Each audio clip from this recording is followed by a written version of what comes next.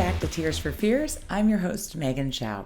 As you can see, I'm traveling this week. I'm actually at the Jersey Shore with my family, so I'm relaxed. I've got my beach waves, and I'm super excited to break down Week 7 tiers. We're going to go tier by tier and find our best plays. But before we do, be sure to like this episode and, of course, subscribe to the Mayo Media Network. Also, be sure to check out our sponsors at Run the Sims. Run the Sims is helping us make our tiers decisions all season long. So with that, let's get right to it.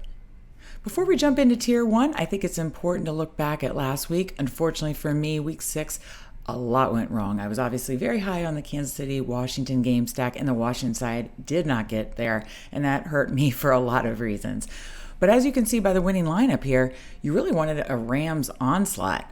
And, again, in tiers, we're not going to force a game stack or team stack, but if we see certain spots where we think a team is going to smash or a game is going to be a shootout, we, of course, are going to be open to that idea. So with that, let's jump into Tier 1. In Tier 1, we have Patrick Mahomes, Tom Brady, Kyler Murray, and Matthew Stafford. And there's a lot of times in Tier 1 where I'm not going to fade any of the quarterbacks, and I think that's going to be the case here. I'm going to rotate through these guys. But I do love Mahomes by far in this tier. Yet again, Mahomes is usually my go-to quarterback in Tier 1. But I do see the Kansas City-Tennessee game being similar to the Titans-Bills game last week and a very much a potential shootout. And when you go over to Run the Sims and the percentile projections, Mahomes wins by far. So I'm going to go with that, and Patrick Mahomes is my Tier 1 play. In Tier 2, we have Derrick Henry, Cooper Kupp, Tyreek Hill, Devontae Adams, and DeAndre Hopkins. And let's see, we have Henry, the league's best running back, going up against the league's worst run defense, and Adams, one of the best wide receivers, going up against one of the worst secondaries in the league. So obviously, it's no surprise when you go over to Run the Sims and their percentile projections that they literally tie for a ceiling outcome. So obviously, Derrick Henry and Devontae Adams are kind of a 1A, 1B, and my favorite plays. I'm going to have the most exposure to them. But I obviously see potential ceiling games from Cooper Kupp and Tyreek Hill as well. But for this week, I'm going to go with Big Dog in this lineup, and Derrick Henry is my Tier 2 play. In Tier 3, we have DJ Moore, Travis Kelce, Aaron Jones, Darrell Henderson Jr., and Terry McLaurin. When you go over to Run the Sims, Aaron Jones has the highest ceiling, and against this Washington defense, I definitely can see that. Travis Kelce, and Tyreek Hill for that matter, always have a potential for a ceiling outcome. But my favorite play in this tier is Darrell Henderson Jr. Let's be honest, every running back is getting there against the Lions. It's almost like if you're a running back and you're playing the Lions, he needs to be in your lineup. So for this week, Henderson is my Tier 3 play. In Tier 4, we have Cordarrelle Patterson, Antonio Brown, Leonard Fournette, Joe Mixon, Calvin Ridley, and Darren Waller. And I have to say, I'm not in love with any of the Tier 4 plays. I do like Fournette, and I'm going to play him some, but I'm really just leaning in and trusting the Run the Sim ceiling projections over at their percentile projections tool.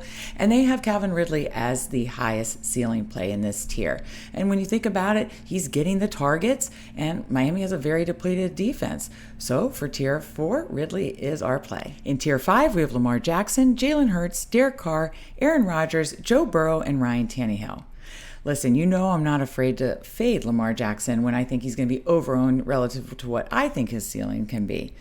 But this is a week where I think he's going to get pushed. He hits his ceiling when he gets pushed, and I think the Bengals are going to keep up with them, and it could be a back and forth, and he is going to be pushed to hit his ceiling. So I like Lamar Jackson a lot this week, and he is by far the highest ceiling over at Run the Sims. But the next two are Jalen Hurts and Aaron Rodgers. So those are my 3 core plays here, and Lamar Jackson is our Tier 5 play. In Tier 6, we have Jamar Chase, Mike Evans, Josh Jacobs, Robert Woods, Chuba Hubbard, and A.J. Brown. And over at Run the Sims, the highest ceilings are Brown, Hubbard, and Chase. And with this tier, I'm really going with a gut feeling here. I love Chase here against the Ravens, and here's why.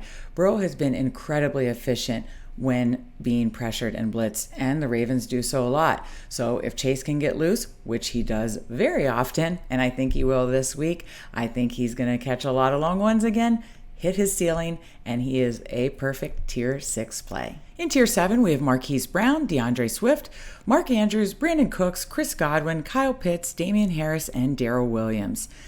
And in this tier, there's a few plays that stand out to me. I really like Chris Godwin. He's still getting a lot of the Buccaneers targets.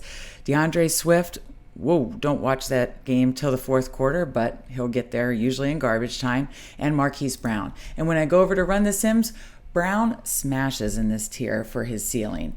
And, I'm not forcing a game stack here, but like I said, I do think the Ravens are going to be pushed and this could be a back and forth game. So I like Marquise Brown as our tier 7 play. In Tier 8, we have Sterling Shepard, Jalen Waddle, Christian Kirk, Henry Ruggs III, TJ Hawkinson, AJ Green, Devonta Smith, and Devontae Booker. Ugh. Tier 8 is always kind of ugly and obviously full of boom-bust plays, and Shepard's really the only one I'm comfortable with. But a couple other plays I'm considering. I like both the receivers in the Philly-Vegas game, so Smith and Ruggs. But I think you can look for some ownership leverage with Waddle. I think he's going to come in incredibly low-owned in this tier, and he got a ton of targets with Tua. And even if Parker's back, I still like Waddle as a potential low-owned play in this tier.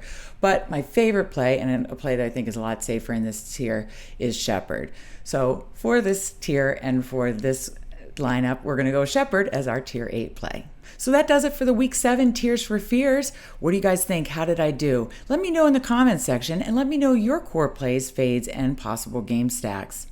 So before you get out of here, be sure to like this episode, subscribe to the Mayo Media Network, follow me at Megs08DFS on Twitter, and then let's go make some money, and I'll meet you back here next week.